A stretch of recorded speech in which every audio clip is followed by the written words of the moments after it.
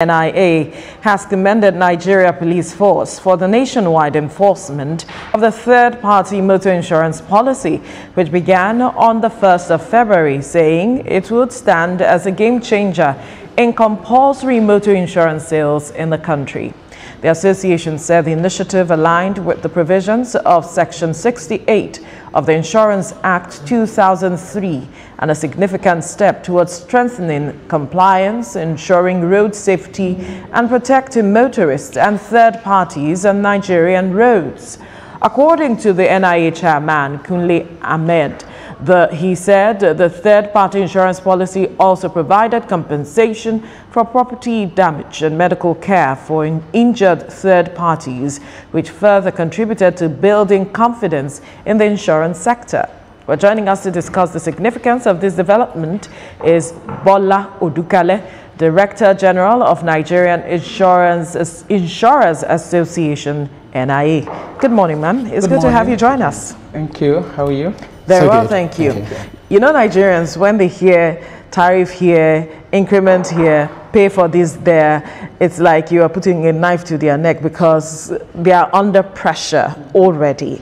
But like it has been said, this is to strengthen the insurance sector and to also protect them. But some of them still do not understand the essence, because for them they feel it's a waste of time, it's a waste of my resources that I am trying to manage. But talk to us from that point of view.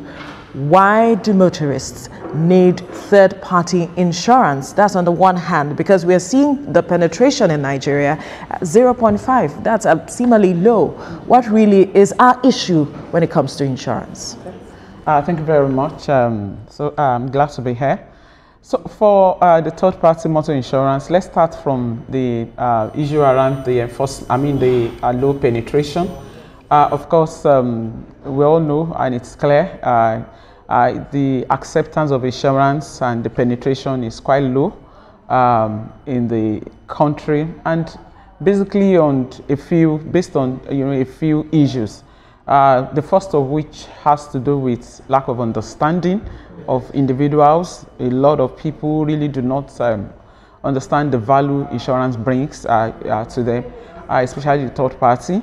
A lot of the times we see a situation where people feel the third-party insurance is just something for me to get so that the police can get off my back, exactly. But of course, the third-party motor insurance, like you have said, is compulsory, is mandatory. But beyond being mandatory, it brings a lot of value because it's the minimum form of motor insurance that you can have to be on the road, to drive on the road, and it protects you, it gives cover to you, as the policy holder, as the owner of the insured vehicle, for the liabilities you may face as you ride on the road to third parties. And when we talk about third parties, to third parties generally, whether it's a pedestrian on the road, another vehicle on the road, somebody's property on the road, as long as you put your vehicle on the road, the risks that you face to other people, to other road users, are covered by the third-party motor insurance as far as that is concerned. It's something that is very important, and like I said, the value is great. It goes beyond, it's compulsory. You have to do it because it's compulsory. It goes beyond that being compulsory. It goes into the root of the fact that it allows people to get compensation. It allows, compensation to happen when, those accidents happen on the road.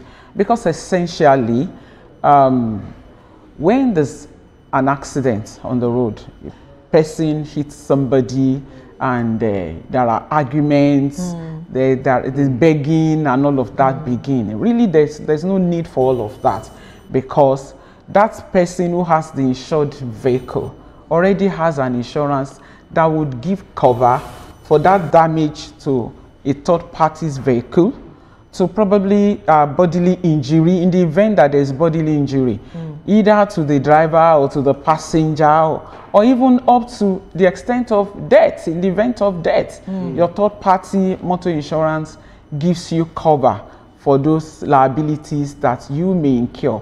So it's very important. It's for the benefit of all. It's for the benefit of everybody. Right. So you can imagine everybody has a third-party insurance while on the road driving. What it means that every other person on the road, you know, has adequate cover for compensation in the event of, you know, accidents. So why has it generated a lot of row, you know, among Nigerians?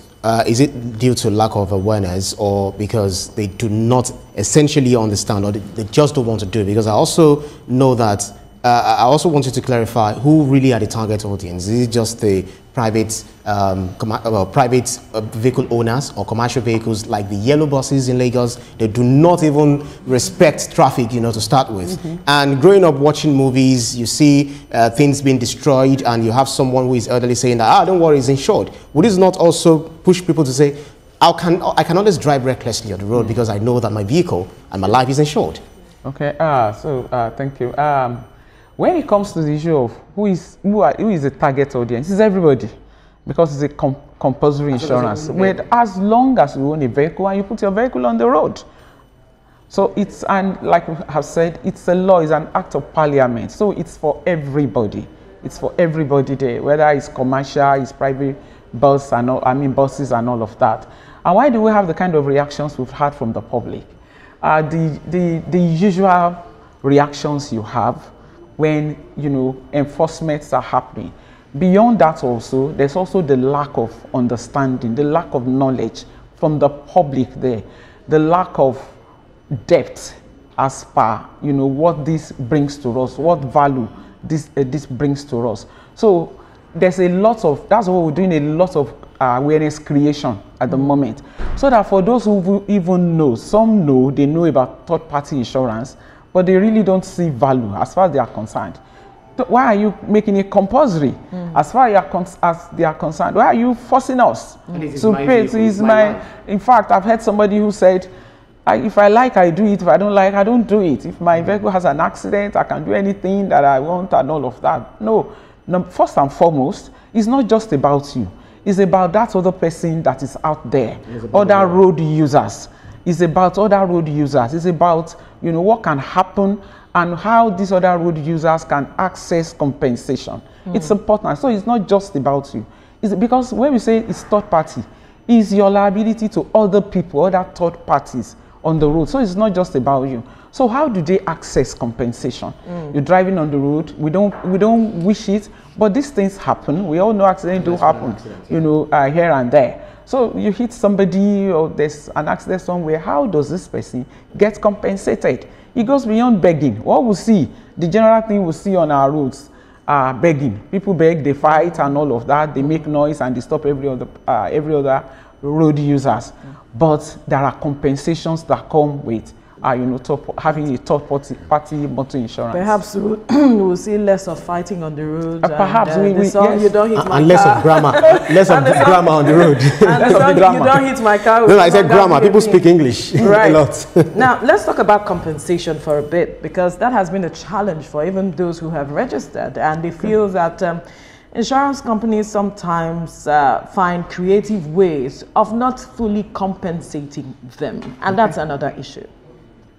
Okay, maybe that would be in the years past, not the insurance companies that we have today. Something happened recently. That was 2024.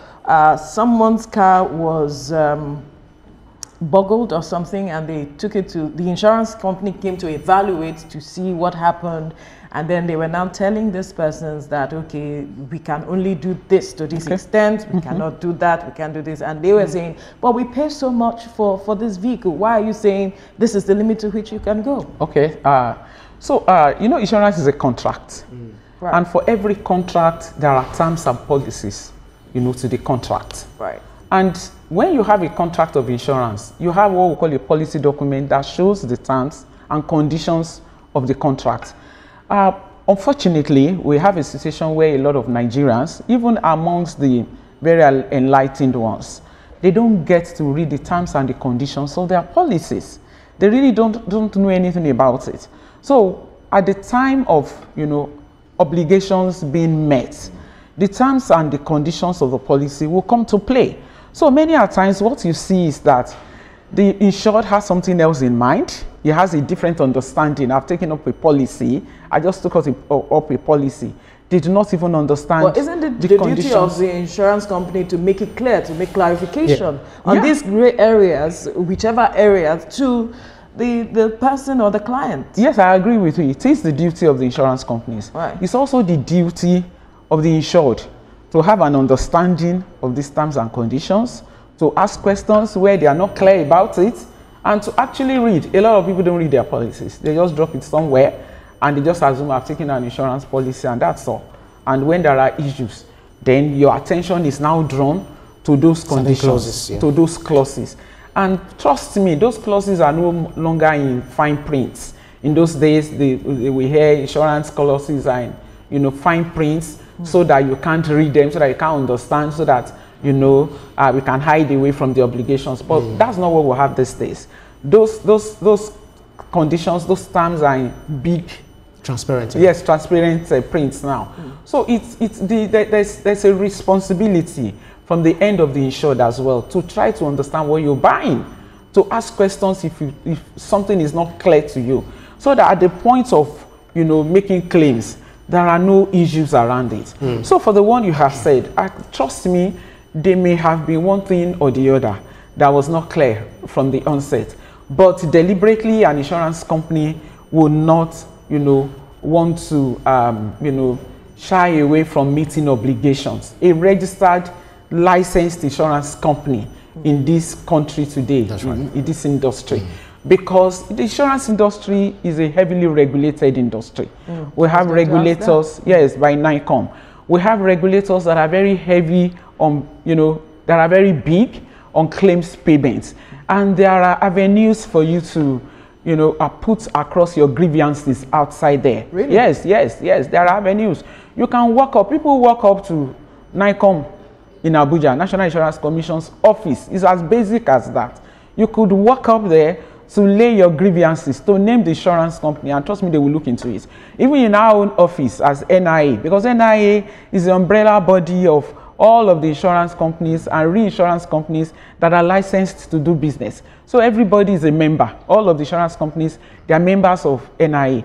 You could walk into our office at Sakatinumbu, Nigerian Insurance Association. You can come there, lay your claims. You can write us. You can email us. You can phone us. You can do all of that. So there are avenues. There are platforms. Yes, to lay your grievances. So another thing is for you to have an insurance, have the law, as an act, and then the enforcement part of it, which you touched on. I wanted to expatiate on it because some legal experts argue that police may lack the statutory power to enforce third-party insurance policies. For instance, a lawyer said that an insurance policy is essentially a contract between the insurer and the insured party. It is not the duty of the police to enforce a contract or agreement between the parties. So co-opting the police to enforce what is a contract between both of us. So what is the business of the police? Do you have another perspective to it?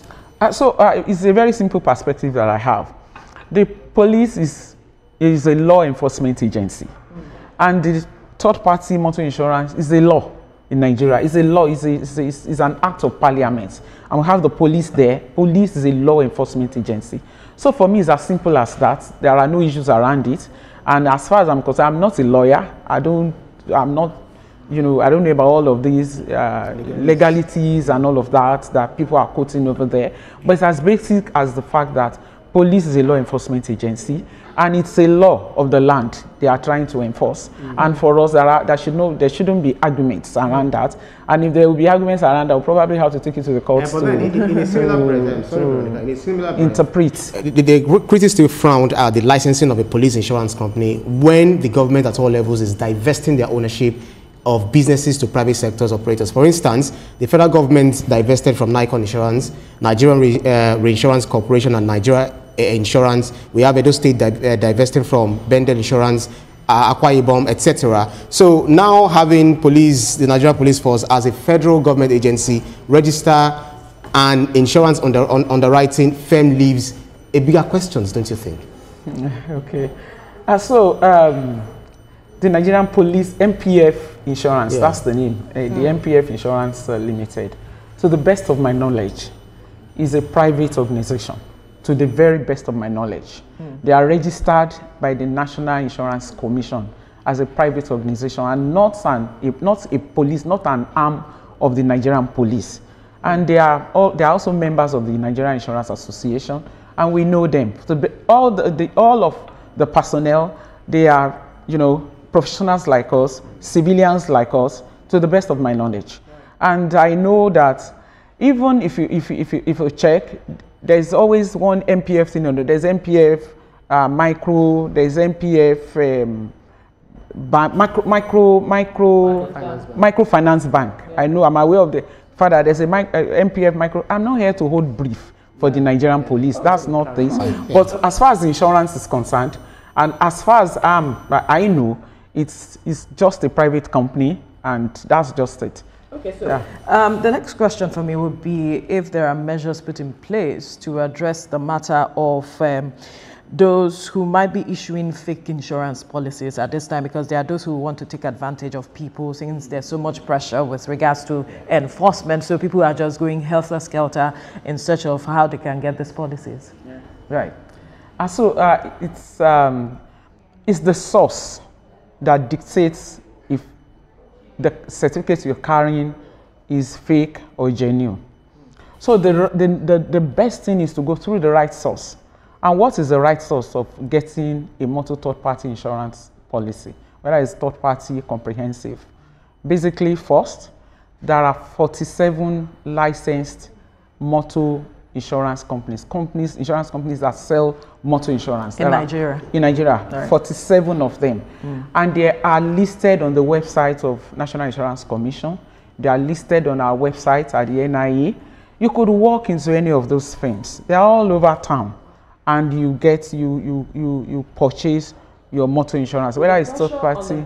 Would these 47 be able to handle them? Definitely, they have the ability to do. They are big companies. Then beyond walking into an insurance company, we also have a platform at the NIA. It's called the NIIP, Nigerian Insurance Industry Portal. It's a portal. In the comfort of your home, on your phone, you can go to www.niip.ng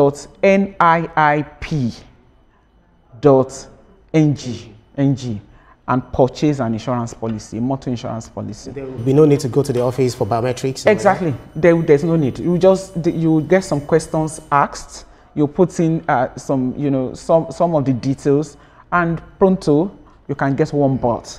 Like I said, you can walk to an insurance company. There are also brokers. The insurance brokers are also there who can also help you to purchase. So we have, So I just want to quickly take this again. Nigeria Insurance Industry Portal.org. NIIP is NIIP.org.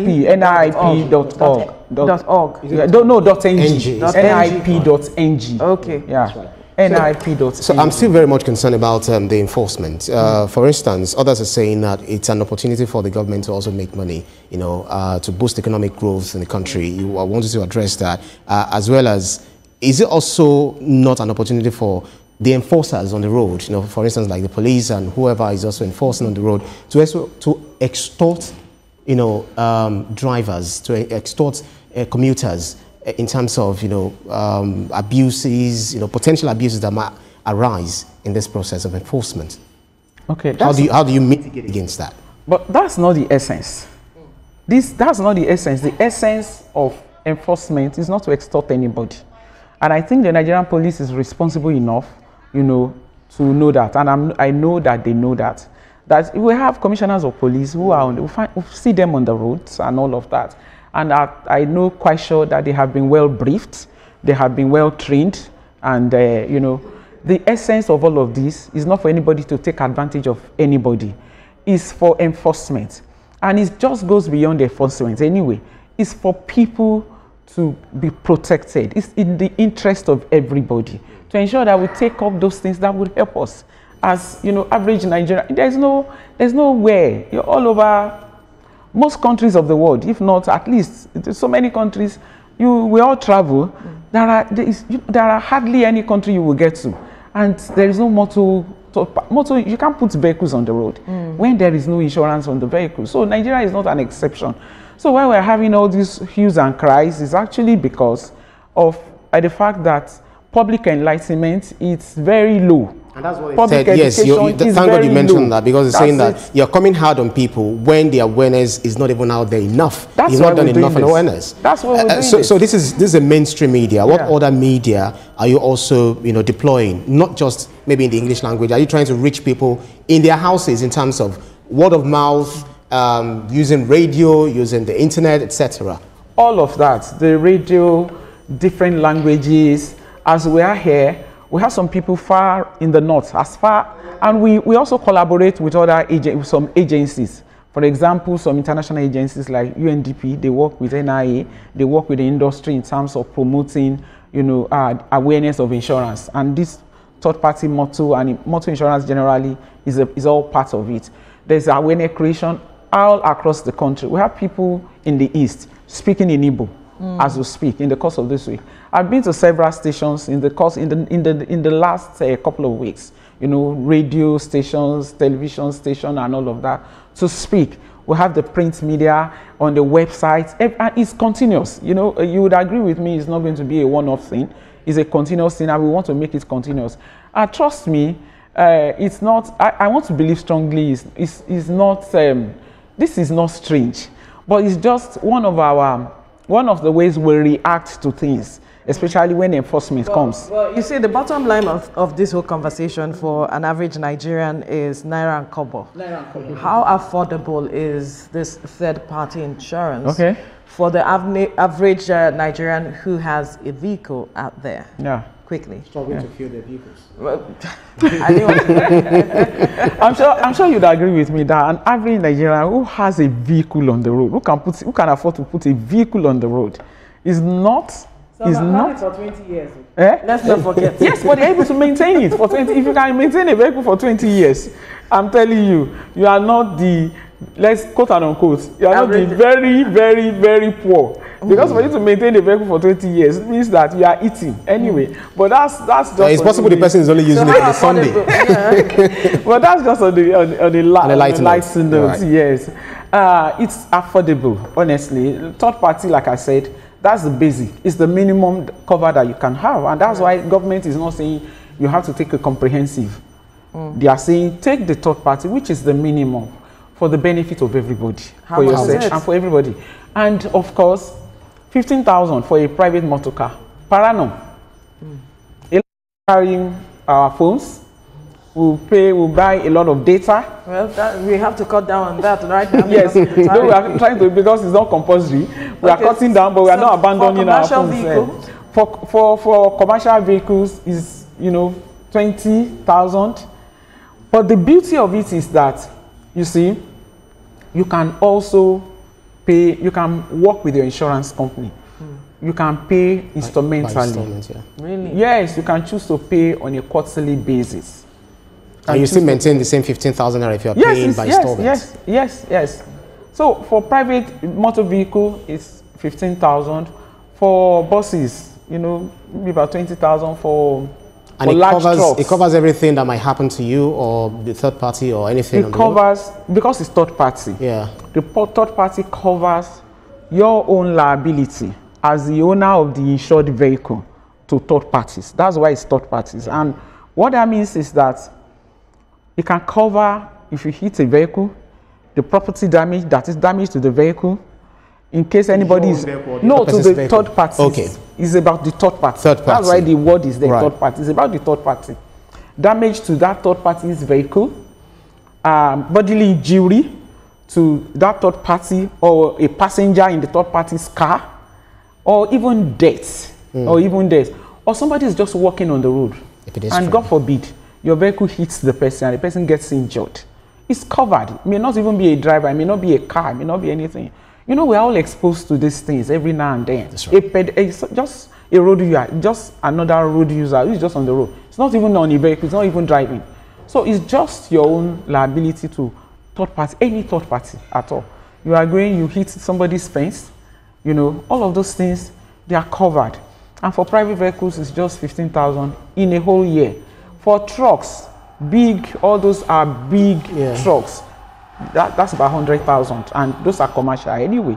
You know, for the commercial vehicles, about 20,000 or thereabouts.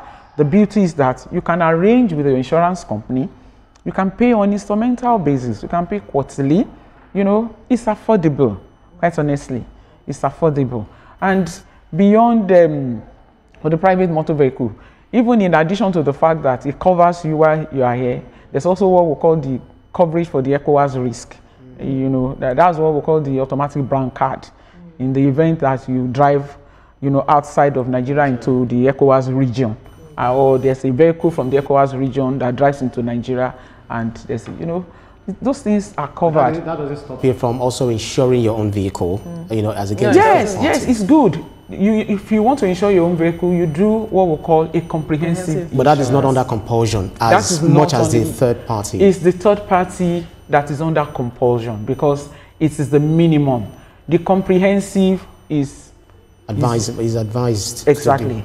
It's a bit more expensive, but it gives you larger That's about cover. 700 and something? Not at all. It's a percentage of the value of the vehicle. Oh, okay. So if you are driving a Navigator or Porsche on the road, if you can afford, you know, these are assets that we value. But at the end of the day, what the sector is looking at is penetration of insurance across the country. So we're looking at a target of what exactly? From 0.5 to what? To 3%. Oh, wow. At least starting. Okay. Start. All right. Starting. Some will say that isn't that ambitious. Yeah. This is we are talking of, you know, something that is valuable, something that is compulsory.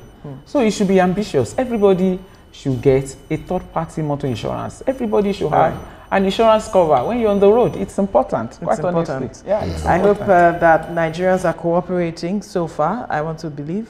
Yes, Nigerians are cooperating. They want to know more, and we are doing as much as possible to do a lot of enlightenment, public engagement out there. So interesting. All right, Director General, Nigeria Insurers Association, NIA, Bola Odukale, thank you so much for your time on the program.